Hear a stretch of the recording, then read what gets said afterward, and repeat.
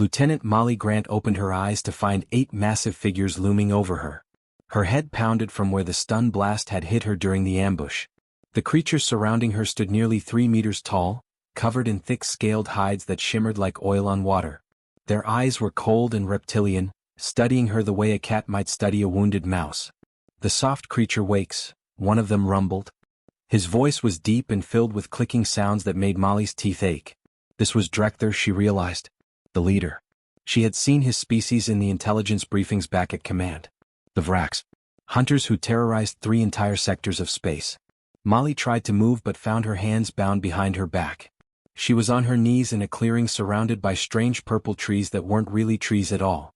They were massive fungi, glowing faintly in the dim light of the twin suns overhead. Kethrus Prime. She had been running mineral surveys on this frontier world when they had appeared out of nowhere. "Your ship gave us no challenge," Drekthar continued, pacing around her in a slow circle. "Weak weapons. Slow reflexes. We destroyed it in moments." Another Vrax laughed, the sound like rocks grinding together. "Humans," he said with contempt. "They hide behind machines because their bodies are too weak to survive on their own." Molly said nothing. She was busy counting. 8 of them. All armed with energy rifles that hummed with barely contained power. Each one also carried wicked curved blades at their hips. Their nostrils flared as they breathed, testing the air. Enhanced senses. The briefings had mentioned that too. The Vrax could track prey across kilometers using scent and heat signatures alone. Drekthar stopped in front of her and leaned down until his face was close to hers. His breath smelled like rotting meat. "Our elders grow bored with easy hunts," he said. "We seek worthy prey. Your kind is new to us. Untested. We will see if you can provide sport." He gestured with one clawed hand. A younger Vrax stepped forward carrying Molly's gear. Her sidearm and her combat knife. The Vrax dropped them on the ground in front of her. "We offer you the hunter's courtesy," Drekthar announced, his voice taking on a formal tone. "A tradition as old as our civilization. We give dangerous prey a chance to make the hunt interesting." The younger Vrax, who Molly heard called Thresic, picked up her pistol and checked it. 10 rounds, he said, setting it back down. 1 blade. 6 hours head start before we begin tracking.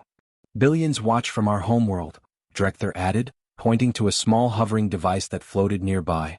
"Camera drone. They will see the soft skin run and fall. They will see why the Vrax are the apex predators of known space." Molly felt her bonds release. Someone had cut them from behind. She stood slowly, rolling her shoulders to work out the stiffness. The Vrax spread out around the clearing, watching her with anticipation. They expected something from her. Fear maybe. Begging. Perhaps a desperate attack that they could crush immediately. She bent down and picked up her weapons.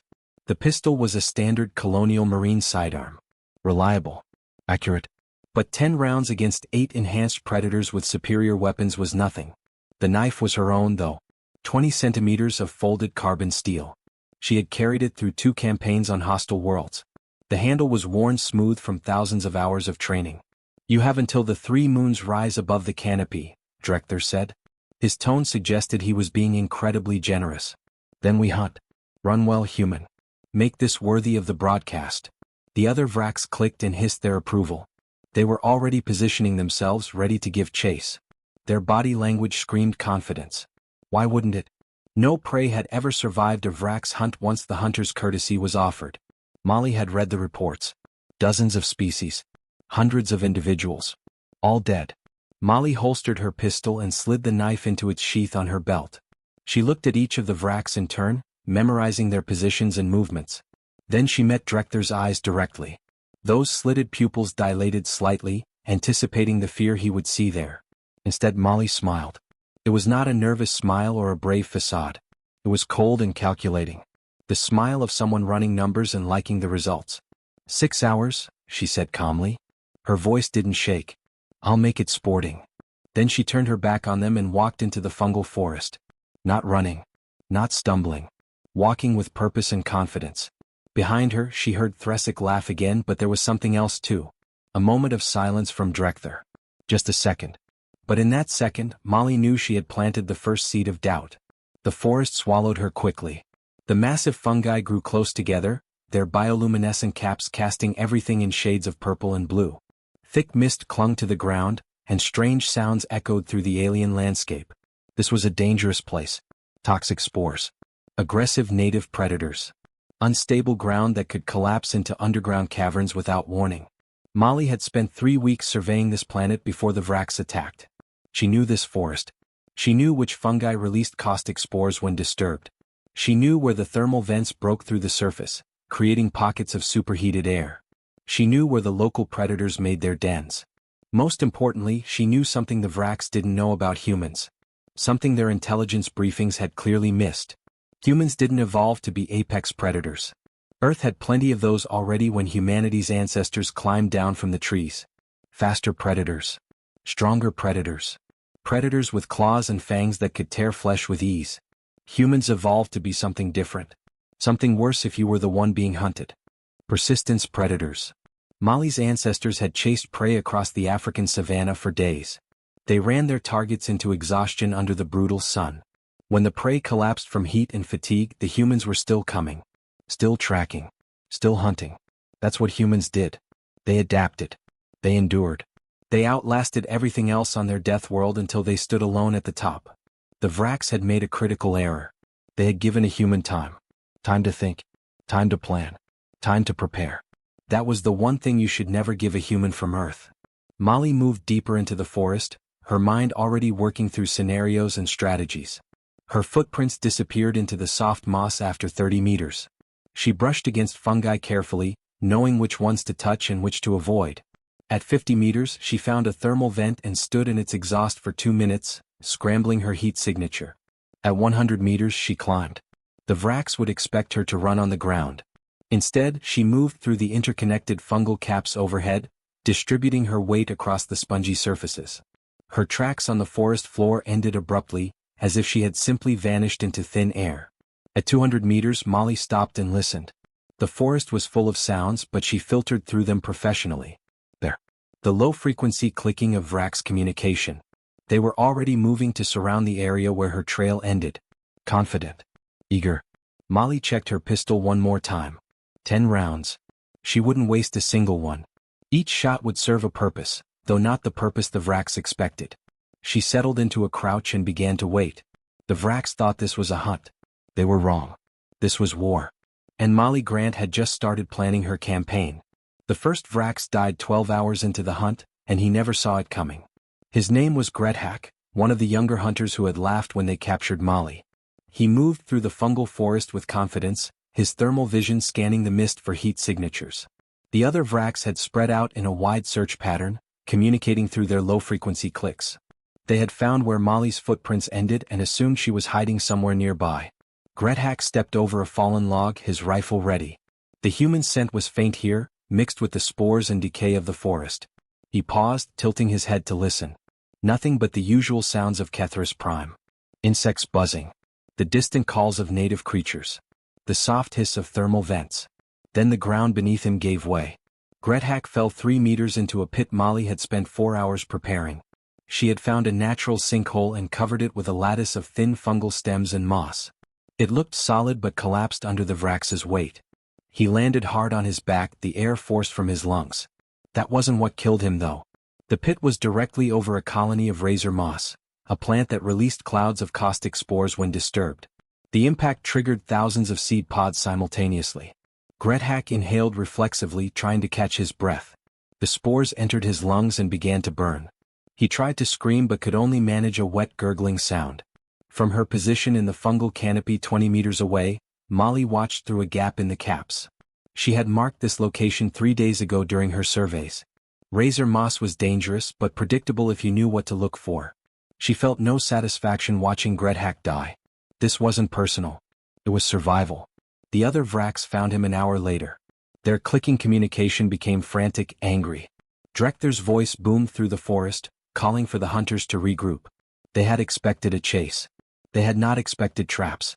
Molly was already 2 kilometers away by then, moving through the canopy with practiced ease. She had climbed trees on 3 different worlds during her reconnaissance training. The fungal caps were actually easier than branches. Springy. Interconnected. She could travel for kilometers without touching the ground. On the second day she used her first bullet. The Vrax had changed tactics. They moved in pairs now, watching each other's backs. Molly had expected this. Pack hunters adapted when they encountered unexpected resistance. But adaptation took time, and time was her ally. She found a pair of hunters near a thermal vent field. She recognized one of them as Vrax, the one who had mocked humans for being weak. They were scanning the area carefully, their weapons ready. Smart. Cautious. Molly waited until they were positioned exactly where she needed them. Then she fired a single shot into a pressurized spore sac hanging from a fungal cap 15 meters to their left. The sac exploded with a wet popping sound. Both Vrax spun toward the noise, their predator instincts taking over. Their thermal vision showed them the heat signature of the recently fired weapon. They moved toward it aggressively, expecting to find their prey. Instead, they walked directly into a nest of spine lurkers. The creatures were native ambush predators, roughly the size of large dogs but with reflexes like striking snakes. They had heat-sensing pits along their jaws and hunted by detecting the warmth of passing prey. Normally they avoided the Vrax. The hunters were too large and dangerous. But Molly had spent the previous day herding a family group of spine lurkers into this area using carefully placed chemical markers from crushed insects they found delicious. She had made a trail leading right to this spot. The spine lurkers were already agitated and hungry when the Vrax stumbled into their ambush point. Vrax managed to kill 2 of the creatures before the rest overwhelmed him. His partner fired wildly, hitting fungi and rocks, but the spine lurkers were too fast and too many. Their screams echoed through the forest. The broadcast drone captured everything. Back on the Vrax homeworld, billions of viewers who had tuned in for entertainment were now watching in stunned silence. 2 of their greatest hunters dead in the first day. Not to bullets. Not to superior weapons. To the environment itself, manipulated by prey they had considered weak. On the 3rd day, Molly used her second bullet, and the Vrax began to understand true fear. A hunter named Vrax was moving along what appeared to be a safe path. He had learned from the others' deaths. He tested the ground before each step. He avoided obvious choke points. He kept his thermal vision sweeping in all directions. He never thought to look at what was above him. Molly had found a colony of drip fungus, a species that stored water and nutrients in massive bladders that hung from their caps. Each bladder could hold hundreds of liters. She had spent hours weakening the membrane of one particular bladder that hung directly over Vrax's path. Almost cutting through. But not quite. When Vrax passed underneath, Molly fired her second shot. The bullet punched through the thin membrane. 300 liters of acidic fungal fluid dumped onto the Vrax hunter like a waterfall. The fluid wasn't immediately fatal to the Vrax's thick hide, but it burned. Vrax stumbled, clawing at his eyes, his thermal vision destroyed. He crashed through the undergrowth blindly, and Molly had predicted exactly where he would go. Into a thermal vent. The superheated steam from deep underground cooked Vrax in his own armor. His death took minutes and was agonizing. The broadcast captured every moment. The 4th hunter died that same day, and Molly didn't even need to use a bullet. She had been watching their patterns. The Vrax were moving in a tighter formation now, staying close to each other. Fear had replaced their confidence. Good. Fear made creatures predictable. She found a narrow passage between 2 massive fungal trunks. The only path through that section of forest. She knew they would come this way. So she prepared. Using her knife, she cut through support tissues in the fungal trunks on both sides. Not enough to make them fall. Just enough to weaken them severely. Then she harvested the most toxic spores she could find and packed them into small holes she carved in the trunks. Finally, she created a trigger mechanism using vines and tension. When the hunter named Vrax walked through the passage, his weight pulled the vine. The weakened trunks collapsed inward, crushing him between them.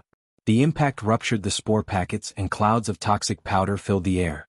Even if Vrax had survived the crushing, the spores would have killed him within minutes. By sunset on the 3rd day, 4 Vrax hunters were dead. Molly had used only 2 bullets and her knife. She had walked barely 5 kilometers from where they had released her. The bodies were spread across a carefully planned kill zone that she had turned into a death trap using nothing but knowledge and patience. The broadcast to the Vrax homeworld had changed completely. What started as entertainment had become a horror show. Viewers watched their apex predators being systematically destroyed by a single human who never showed herself. Who never engaged directly. Who used their own predatory instincts against them. In their command centers and war rooms, Vrax military analysts were frantically pulling up data on human evolution. What they found terrified them.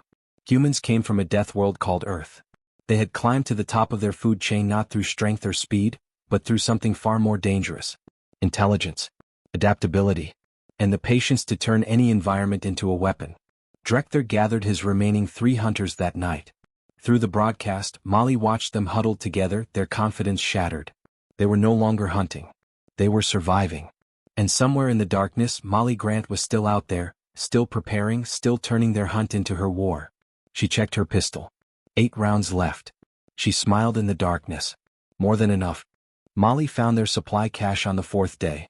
The Vrax had hidden it well, buried under a mound of fungal debris near their original ambush site.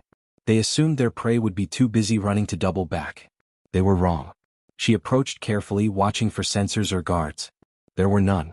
Why would there be? The Vrax had never needed to protect their supplies during a hunt before. Their prey never survived long enough to become a threat. Molly spent 2 hours meticulously sabotaging everything she found. Extra power cells for their rifles went into a thermal vent, where the heat would cause them to swell and rupture. Ration packs were opened and mixed with crushed toxic fungi that looked and smelled similar to the original contents. Medical supplies were contaminated with spores that would cause infections rather than prevent them. But the message was what mattered most. Using a sharp rock, Molly carved words into the protective case that held their communication equipment. She had learned basic Vrax script from the intelligence briefings. The symbols were rough but readable. 3 words in their own language. Persistence beats strength. Then she disappeared back into the forest, leaving no trace she had been there. The Vrax found the message 6 hours later. Drekthar stared at the carved symbols for a long moment. Around him, his 3 remaining hunters shifted nervously. The human had been here. In their camp. While they slept. She could have killed them but chose to send a message instead. She mocks us, snarled Krithos, one of the surviving hunters. We should spread out. Cover more ground. Find her trail. No, Drekthar said quietly. His eyes were still fixed on the message. That is what she wants. She is hurting us. Like we heard prey. But pride and anger overruled wisdom. The Vrax split into 2 groups. Drekthar and Nethik went east. Krithos and Selvix went north. They would cover twice as much ground and locate the human faster. Molly had predicted this exact decision. She began moving that night, making just enough noise to be heard but never seen. A branch breaking here. A shower of spores disturbed there. The thermal signatures of small fires she built and abandoned. She led Krithos and Selvix on a winding path through the densest, most difficult terrain on Kethris Prime. Over slopes covered in slippery moss. Through fields of fungi that released clouds of irritating spores when brushed against. Across streams of mildly acidic water that burned exposed skin. The Vrax followed, determined to catch their tormentor. Molly kept them moving for 3 days straight. She never slept more than 20 minutes at a time, taking brief rest periods in the fungal canopy while the Vrax crashed through the undergrowth below. She ate as she traveled, consuming the emergency rations she had salvaged from her destroyed ship along with edible fungi she had identified during her surveys. The Vrax had no such advantage. Their contaminated rations made Selvix violently ill on the 2nd day. He slowed, struggling to keep pace. Krithos dragged him forward, unwilling to abandon his companion. Both were exhausted. Their enhanced senses, which required enormous amounts of energy to maintain, were draining them faster than normal. On the 3rd day, Selvix collapsed. His hearts were beating irregularly. His breathing came in ragged gasps. The combination of exhaustion, contaminated food, and 3 days of continuous movement had pushed his body past its limits. Go, Selvix gasped to Krithos. Find the human. Kill her. I will rest here. Krithos hesitated, then nodded. He left Selvix with a rifle and continued the pursuit alone. Behind him, Selvix's breathing gradually slowed and then stopped. His heart simply gave out. The broadcast drone recorded everything as the elite Vrax hunter died without the human ever firing a shot. Meanwhile, Drekthar and Nethik had made a discovery. They had tracked back to one of Molly's earlier campsites and found her 3rd message. This one was carved into a fungal trunk. Your strength means nothing if you cannot catch me. Beneath it was a crude drawing of a human figure running, with Vrax figures far behind. It was deliberately childish and mocking. Nethik roared in fury and fired his rifle at the message, blasting chunks out of the fungus. Conserve your power, Drekthar snapped. But he understood Nethik's rage. They were the apex predators. The hunters. The superior species. Yet they were being toyed with by prey that should have died days ago. That night, Molly used her 3rd bullet in the most psychological way possible. She had been tracking Krithos as he pursued her trail. He was alone now, exhausted and angry. Perfect. She led him to a clearing and then circled back, getting above and behind him. When he stopped to rest, scanning the area with his thermal vision, Molly took careful aim. She shot his rifle. The bullet struck the weapon's power cell at an angle, causing it to rupture and explode. The blast threw Krithos backward, his weapon destroyed. He wasn't seriously injured, but now he was unarmed except for his blade. Alone in a hostile forest, with a human hunting him. Molly fired her fourth shot into a tree above his head. Krithos scrambled for cover looking for the shooter. She fired her fifth shot behind him, making him spin around. She was hurting him like an animal and he knew it. The mighty Vrax hunter reduced to panicked prey. The sixth shot came from his left. The seventh from his right. Each one placed precisely to drive him in a specific direction. Molly had 8 rounds left when she started this encounter. Now she had 3. But she had accomplished her goal. Krithos stumbled directly into one of his own proximity mines that Molly had carefully excavated from their original perimeter and repositioned. The explosion was massive. The broadcast showed everything in graphic detail. Back on the Vrax homeworld, the viewers were no longer watching for entertainment. They were watching to understand. Military commanders studied every second of the footage. Scientists pulled up data on human evolution and biology. What they found horrified them. Humans evolved on a planet called Earth where they were neither the strongest nor the fastest predators. They survived by outlasting everything else. Their ancestors would chase prey for days across open plains under a burning sun. When the prey collapsed from exhaustion, the humans were still coming. Always coming. Never stopping. This human female was doing the same thing to the Vrax. She wasn't trying to overpower them. She was wearing them down. Using their own strength and confidence against them. Turning their hunt into a marathon they couldn't win. Drekthar finally understood this as he and Nethik discovered Krithos's remains. 6 hunters dead. None killed by direct combat. All defeated by tactics and patience. She is not prey, Drekthar said quietly, his voice carrying a tone Nethik had never heard from his chieftain before. Fear. She is a persistence predator from a death world. We gave her exactly what her species evolved to exploit. We gave her time. Nethik's hands trembled as he gripped his rifle. Somewhere in the darkness the human was still out there. Still planning. Still moving. And there were only 2 Vrax left. Molly watched them from the canopy, her remaining 3 bullets ready. The hunt was almost over. Soon, the Vrax would learn why humans were the most dangerous species to underestimate. Not because of strength or speed but because humans never, ever stopped coming. Molly had been tracking Drekthar and Nethik for 2 days, watching their movements and listening to their communications. They were heading back to their extraction point. The landing zone where their shuttle waited. She had expected this. Cornered predators always retreated to safety. She reached the clearing first. The Vrax shuttle sat in the center of an open area, its dark hull gleaming in the light of Kethris Prime's twin suns. It was a sleek vessel built for speed and stealth. The access ramp was closed, and the engines were in standby mode. Molly circled the clearing carefully, staying in the fungal canopy where the shadows kept her hidden.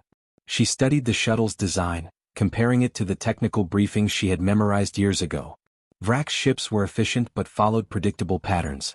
The main engine coupling would be on the underside, protected by armor plating but accessible through maintenance hatches. Disable that and the ship wouldn't fly. Molly descended from the canopy and moved across the clearing in a low crouch. Every few steps she paused to listen. Nothing but the wind through the fungi and the distant calls of native creatures. She reached the shuttle and slid underneath on her back. The maintenance hatch was exactly where she expected it to be. She used her knife to pry it open, working quietly and carefully. Inside she could see the glowing conduits that channeled power to the main engines. 3 primary lines, each as thick as her wrist. She pulled out her pistol and checked the remaining ammunition. 3 bullets left. She had used 7 to herd, manipulate and control the Vrax. Now she would use the 8th for something more practical. Molly aimed carefully at the central power coupling and fired. The bullet punched through the conduit, and sparks exploded in the confined space. Energy discharged in a brilliant flash. She rolled out from under the shuttle as alarms began to wail. The engines sputtered and died. The shuttle settled lower on its landing struts as the anti-gravity systems failed. The ship wasn't destroyed, but it wasn't flying anywhere either. Not without major repairs that would take days. The Vrax were stranded. Molly retreated to the edge of the clearing and climbed back into the canopy. She found a comfortable position and waited. The broadcast drone hovered nearby, capturing everything. Good. Let the Vrax homeworld see what came next. Drekthar and Nethik arrived an hour later. They emerged from the forest cautiously, their weapons sweeping the area. When they saw their shuttle with its engines dead and emergency lights flashing, Nethik let out a sound that was part roar and part despair. She was here, Drekthar said quietly. He was examining the ground around the shuttle, reading the story told by footprints and disturbed moss. She disabled the ship. How? Nethik demanded. How does one human do this? We are Vrax. We are apex predators. We have hunted and killed for 10,000 years. And she is human, Drekthar replied. His voice was tired. Defeated. From a death world where everything hunted everything else. Where the weak died and only the adaptable survived. We gave her the hunter's courtesy. We gave her time to prepare. That was our error. Nethik paced back and forth, his grip tight on his rifle. She must be nearby, watching us. We can still kill her. With what ammunition? Drekthar asked. You have wasted half your power cell shooting at shadows and messages. I have perhaps 20 shots remaining. She has led us across this continent, killed our brothers, destroyed our supplies, and now stranded us. Do you truly believe she is not prepared for whatever we do next? Molly watched this exchange from 30 meters away. Her third bullet was loaded and ready. She could see Nethik's agitation. His finger rested on his rifle's trigger. He was scared and angry. Dangerous. She needed to remove him from the equation. She aimed carefully at Nethik's shoulder, just below where his armor plating ended. The shot had to be precise. Disabling but not immediately fatal. She wanted Drekthar to understand what was happening. To know that she could have killed them both but chose to make a point instead. Molly squeezed the trigger. The 9th bullet crossed the clearing in a fraction of a second and struck exactly where she had aimed. Nethik screamed and dropped his rifle, his arm hanging useless. Blood poured from the wound. He fell to his knees, clutching his shoulder. Drekthar spun toward where the shot had come from, his own weapon raised. But Molly was already moving, swinging through the canopy to a new position. By the time Drekthar fired, she was gone. Show yourself. Drekthar roared. His voice echoed across the clearing. Face me, human. No more tricks. No more traps. Face me. Molly descended from the canopy on the opposite side of the clearing. She dropped the last 5 meters and landed in a crouch, her empty pistol holstered and her knife in her hand. 1 bullet left. She would save it. You want to face me? She called out. Her voice was calm. Controlled. Then face me. Drekthar saw her and charged. 300 kilograms of muscle and fury, moving faster than something that size should be able to move. He closed the distance in seconds, his blade raised high. He was going to cut her in half with a single strike. Molly didn't run. She had spent 3 years learning hand-to-hand combat from instructors who had fought on a dozen worlds.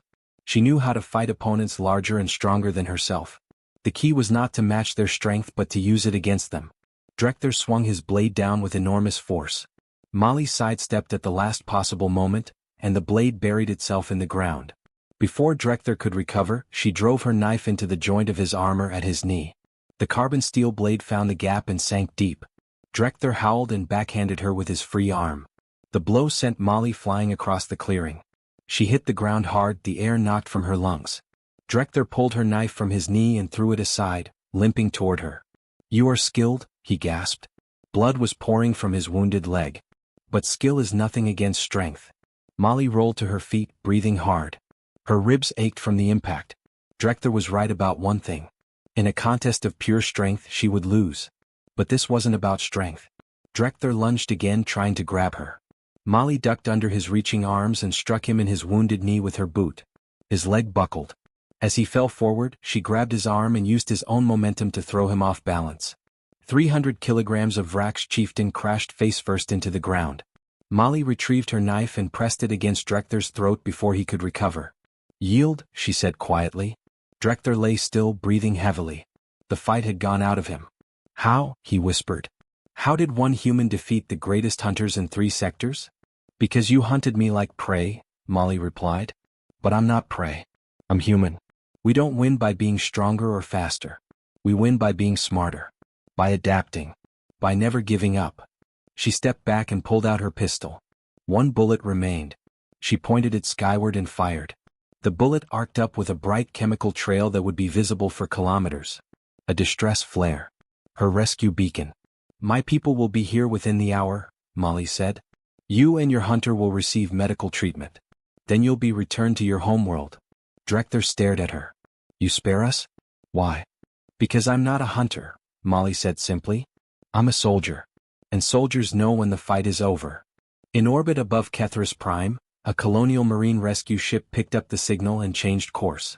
On the Vrax homeworld, billions of viewers watched in stunned silence as their greatest warrior lay defeated at the feet of a single human female. The broadcast had started as entertainment. It ended as education. The lesson was clear. Never underestimate a human. And never ever give them time to think. The colonial marine rescue ship arrived exactly 43 minutes after Molly fired her distress signal. It descended through Kethris Prime's atmosphere with running lights blazing, a beautiful sight against the purple sky. Molly watched from the clearing as the ship settled onto its landing struts beside the disabled Vrax shuttle. Captain Reynolds was the first one down the ramp. He was a veteran of the frontier wars, a man who had seen combat on 20 different worlds. He stopped when he saw Molly standing over two wounded Vrax, her knife still in her hand and dried blood on her uniform. "Lieutenant Grant," he said slowly. "Status report." "Mission accomplished, sir," Molly replied. "Two Vrax survivors require immediate medical attention. One has a gunshot wound to the shoulder. The other has a knife wound to the knee. 6 additional Vrax are deceased, scattered across a 10-kilometer radius. Cause of death varies." Reynolds looked at the Vrax, then back at Molly. "You were one person against 8 Vrax hunters." "Yes, sir." "And you're the only one still standing." "Yes, sir." Reynolds was quiet for a moment. Then he gestured to the medical team. "Get those 2 stabilized and loaded. Carefully. They're prisoners of war under the Galactic Convention." He turned back to Molly. "You and I need to talk. But first, let's get you checked out." The medical team worked on Drekther and Nethik while Molly sat in the ship's med bay. A scanner showed bruised ribs, dehydration, and exhaustion, but nothing serious. The doctor gave her water and nutrition supplements, shaking his head in disbelief. "You survived a week in that forest being hunted by Vrax," he muttered. "That's going to be one hell of a report." On the Vrax homeworld, the broadcast had ended, but the recording was being analyzed by every military and scientific institution. The footage showed everything. Every trap. Every tactical decision. Every moment of the hunt that became a war of attrition. High Commander Veshtar watched the recording for the 5th time in his command center. Around him, his senior officers sat in stunned silence. They had all believed humans were a minor species. Technologically advanced, yes, but physically weak. Easy prey if it came to combat. The footage proved otherwise. "Replay the section where she leads Krithos into the mine," Veshtar ordered. The hologram showed Molly firing 7 precise shots, each one calculated to drive the Vrax hunter exactly where she wanted him. Not random. Not panicked. Methodical. Like a farmer herding livestock. "She used less than 10 bullets to eliminate or disable 8 of our finest hunters," one officer said quietly. "She used our own equipment against us. She turned the environment into a weapon. She never engaged in direct combat until the very end, and even then she defeated Drekther in close quarters." "What are we dealing with?" another officer asked. "What kind of species produces warriors like this?" A science advisor stepped forward. She had been compiling data on human evolution for the past 3 days. "Persistence predators from a Class 12 death world," she said. "Humans evolved on a planet where they were not apex predators. They survived by outlasting everything else. Their bodies are built for endurance. They can regulate temperature through sweating, allowing them to run for hours in heat that would kill most species. Their brains are wired for pattern recognition and tool use. They adapt to any environment within generations." She pulled up images of Earth. Vast oceans. Dense forests. Frozen tundras. Burning deserts. Humans spread across their entire planet, adapting to every climate and ecosystem. They competed with creatures stronger, faster, and more dangerous than themselves. They won not through strength but through intelligence and persistence. Veshtar stared at the images. "And we gave one of them time to prepare." "Yes, High Commander. Time is a human's greatest weapon. Given time, they analyze. They plan. They adapt." The Vrax hunting party gave Lieutenant Grant 6 hours before the hunt began. In those 6 hours, she scouted the terrain, identified resources, and began planning her defense. Every hour after that, she became more dangerous. The science advisor pulled up a tactical analysis. She used approximately 10% of her ammunition to kill or disable our hunters. The rest of her kills were environmental. She identified the planet's hazards, studied our hunting patterns, and turned our own tactics against us. This is what humans do. They learn. They adapt. They survive. Veshtar made a decision. Send a priority update to all Vrax military databases. Human threat assessment is to be elevated to Category 1. Extreme caution. Engagement is to be avoided unless absolutely necessary. When engagement is unavoidable, overwhelming force must be applied immediately. Never give humans time to prepare. The order went out within the hour. Across Vrax space, military commanders received the update. The species they had dismissed as weak prey was now classified as one of the most dangerous species in known space. But the Vrax were not the only ones paying attention. The broadcast had been intercepted by dozens of species across the galactic network. The footage of a single human defeating 8 Vrax hunters spread through military academies, intelligence agencies, and scientific institutions. Everyone wanted to understand how it happened. At the Interspecies Combat Academy on Navera Station, the footage became required viewing for all students. Instructors from 20 different species studied every second, breaking down Molly's tactics and decisions. Notice here, Professor Kelthran said to his class of young officers. The human never wastes resources. Every bullet serves a purpose. Every trap is positioned with precision. This is not luck. This is training and discipline combined with natural human adaptability. A student raised a manipulator appendage. But Professor, the Vrax are renowned hunters. How did she defeat them so easily? Not easily, Kelthran corrected. Methodically. And she defeated them because they made a fatal error. They assumed the hunter with fewer weapons was the prey. They gave her the hunter's courtesy, believing it was generous. Instead, they gave her the one thing humans need most: time. The recording showed Molly walking into the forest, calm and confident. Watch her body language, Kelthran continued. No fear. No panic. She is already planning. In her mind, the hunt is already over. She just needs to execute her strategy. The lesson spread across the galaxy.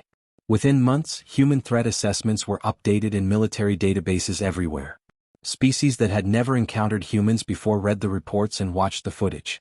They learned the same lesson the Vrax had learned the hard way. Never underestimate humans. Never assume their small size or lack of natural weapons makes them weak. And never, ever give them time to think. Back on Earth, in Colonial Marine Headquarters, Molly's after-action report became classified reading for special operations candidates. Her tactics were studied and incorporated into survival training. She became an instructor, teaching other soldiers how to turn any environment into an advantage. Years later, Drekther was released from a medical facility and returned to his homeworld. His leg had healed, but he walked with a limp. He was no longer a hunter. Instead, he became a teacher, training young Vrax warriors. His first lesson was always the same. He would show them the broadcast. All of it. Every moment of the hunt where he and his clan were systematically destroyed by a single human female. Then he would tell them what he learned. We believed ourselves apex predators, he would say. We believed our strength made us superior. We were wrong. Humans are not apex predators. They are something far more dangerous. They are persistence predators from a death world. They do not win by being stronger or faster. They win by being smarter. By adapting. By never giving up. He would point to the scar on his knee. This human could have killed me. She chose not to. She spared my life to send a message. That message was simple.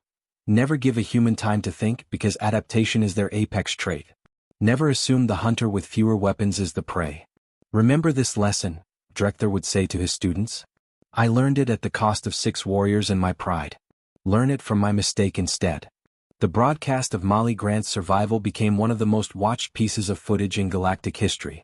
It was shown in classrooms, military briefings, and diplomatic negotiations. It changed how the entire galaxy viewed humanity.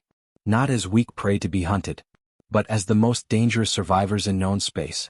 And all because 8 Vrax hunters made one fatal error. They gave a human 10 rounds, a knife and time to think. It was the last mistake they ever made.